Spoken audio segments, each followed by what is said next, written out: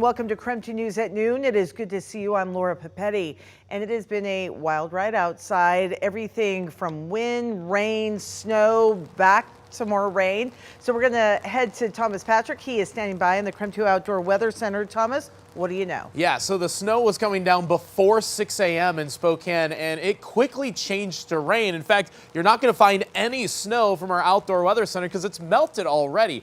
North Idaho, a different story. The snow lasted almost until 9 o'clock this morning, but that too has also changed to rain. By the way, I'm going to be fighting the umbrella here because it is getting so windy outside at the moment. So bear with me because we're going to go through Doppler radar where that green representing the rainfall on Doppler radar is all the way through Coeur d'Alene. So even though you got near 5 inches of snow this morning, it's already starting to melt because our temperatures will continuously warm on the backs of these quite strong winds that we're experiencing. But also this rain, it's not moving anywhere. It is just right on top of the inland northwest. This is a bit of an atmospheric river, probably a low-end atmospheric river, but there is a ton of moisture that is getting thrown at us, which is why it's not a wave of rain, it's a continuous feed of moisture and rainfall that will stay with us for the rest of the day. All in the meantime, temperatures are warming up. We're now up to 39 in Spokane. Look at this, 50 degrees in Moses Lake, a little bit drier in central Washington.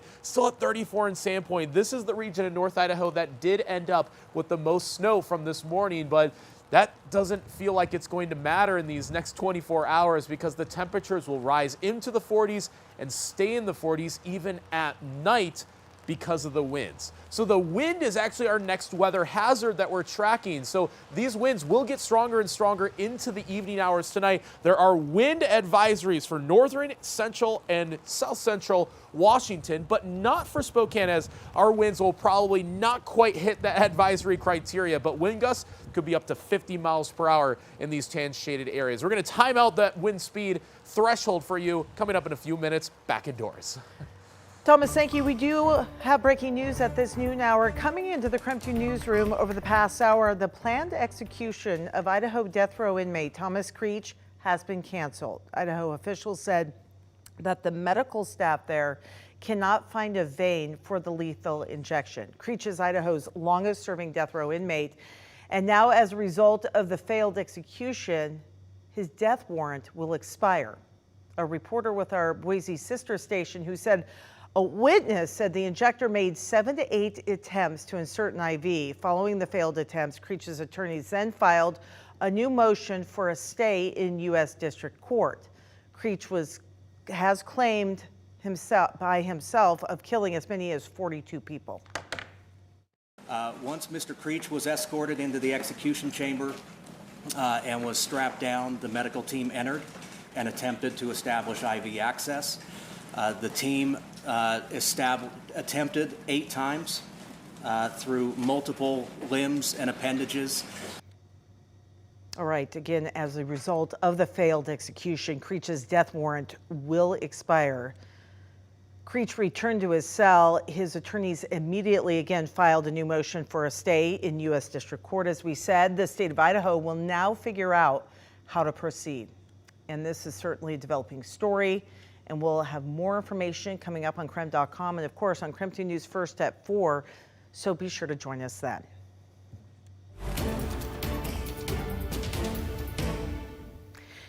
In just a matter of hours, Bryan Kohberger is expected back in court. He is the man accused of murdering 4 University of Idaho students back in 2022.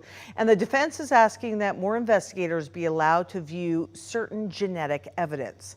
The court will also discuss moving his trial out of Latah County, as well as scheduling a date for the trial itself. The hearing will be open to the public, and we will be streaming it live here on KREM.com. The hearing begins at 1 o'clock this afternoon, and KREM 2 will have a crew in the courtroom and certainly bring you updates as they come in.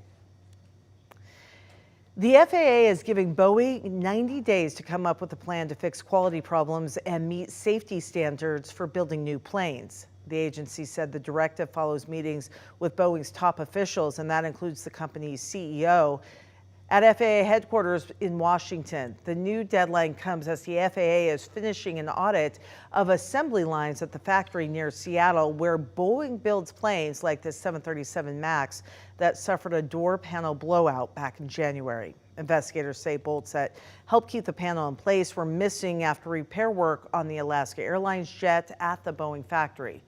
This week, a panel of industry, government, and academic experts found shortcomings in the safety culture at Boeing, which the company says it has been working to improve.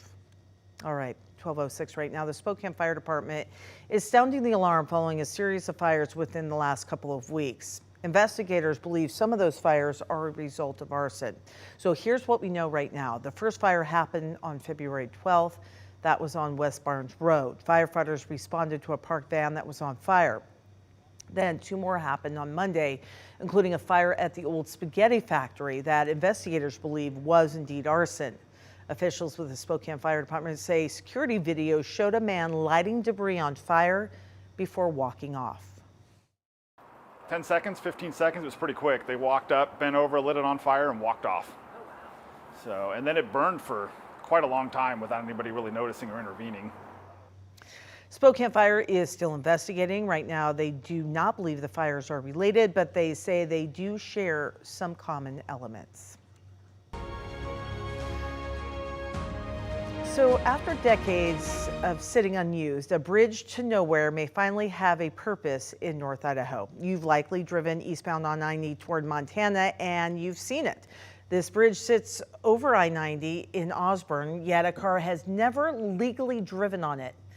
Decades after it was built and abandoned, the bridge may finally be getting some use, not from cars, but rather animal traffic. Tonight on KREM News at 6, our Environment Northwest team is showing us why this animal crossing is needed and what makes the project so unique. All right, in just a few hours, the Spokane Arena will be filled with teams playing in the State B basketball tournament. Dozens of teams are set to take part, bringing with them thousands of fans, and that certainly could be a layup for Spokane's economy. For the next 4 days, there'll be very few hotel rooms available and all the restaurants will be packed.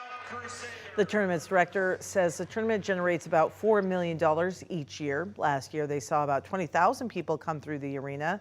So for more information about the tournament, just head to our website. It's all posted there on KREM.com.